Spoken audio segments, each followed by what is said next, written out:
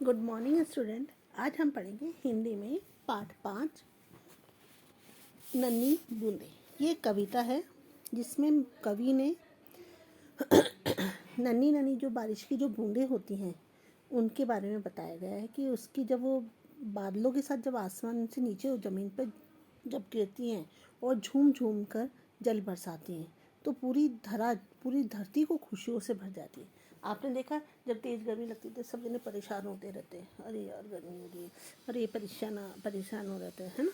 उसी प्रकार जब बारिश की छोटी छोटी बूंदें, जब बारिश की हल्की हल्की फुहारें जब आना शुरू होती हैं तब हम देखते हैं कि तो क्या होता है कि उस टाइम कितना अच्छा सबको लगता है कि मनोहर दृश्य होता है कि सबको मन भा जाता है वो चीज़, है ना। जैसे काले काले बादल की हम नन्ही नन्हे बूंदे हैं। ये कौन बोल रहा है? ये बारिश की छोटी छोटी बूंदें होती हैं।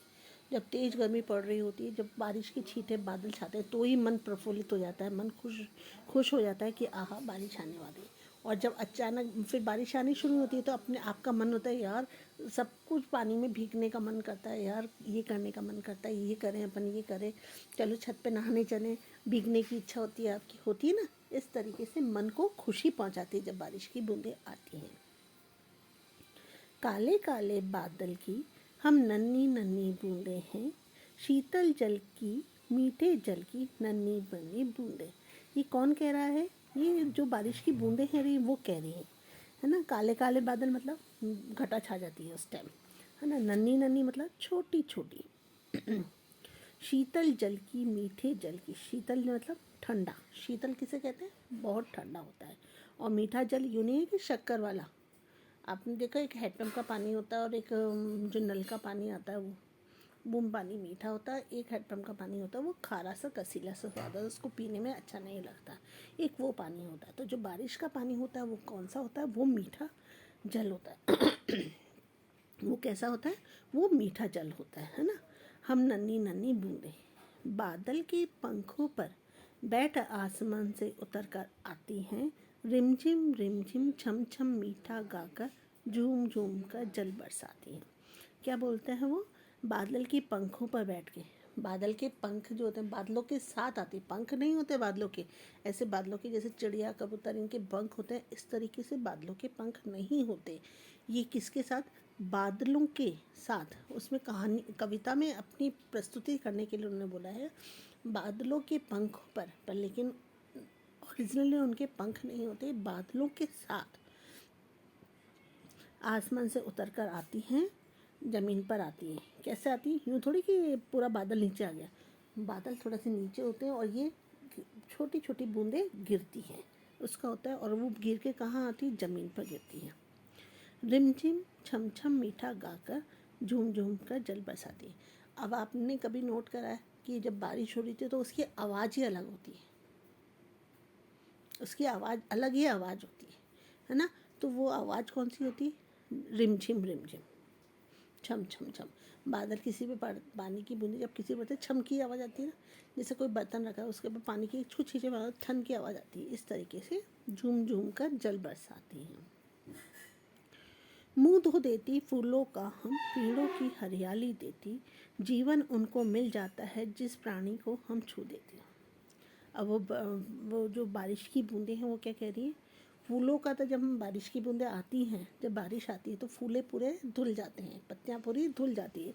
तो वो बोल रही हैं मुँह धो देती फूलों का हम, मतलब फूलों को पूरा गीला कर देते हैं, पेड़ों को हरियाली देते। और बारिश के टाइम में क्या होता है? पेड़ों पे चारों तरफ हरियाली हरियाली होती है।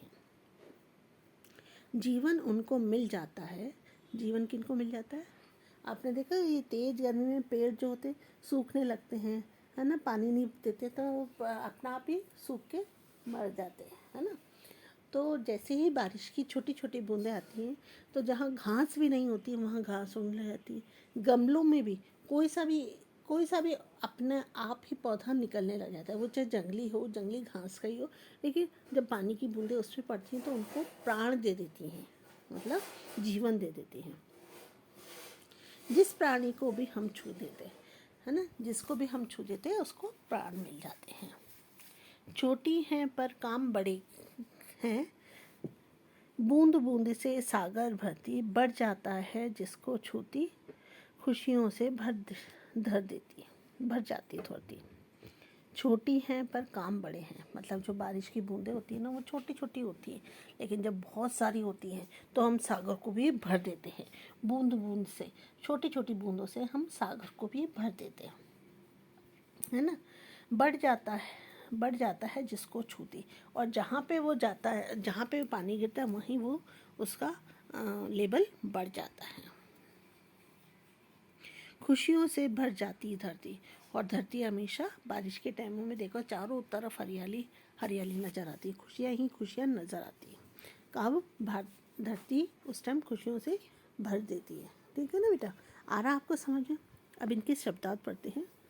शीतल मतलब ठंडा, जीवन मतलब जिंदगी, हरियाली पेड़ पौधों का हरापन, प्राणी मतलब जीव जंतु, सागर मतलब समुद्र, और धरा मतलब धरती। ये कविता आप लोगों के समझ में आई है तो बहुत अच्छी बात है ना, सबको समझ में आ गई होगी। एक बार वापस कहेंगे तो मैं वापस समझा दूँगी आपको, यदि नहीं समझ में आ रहा है तो आप मेरे से वापस से पूछ सकते हैं। ठीक है बेटा, आज यहीं तक, कल इसके आगे का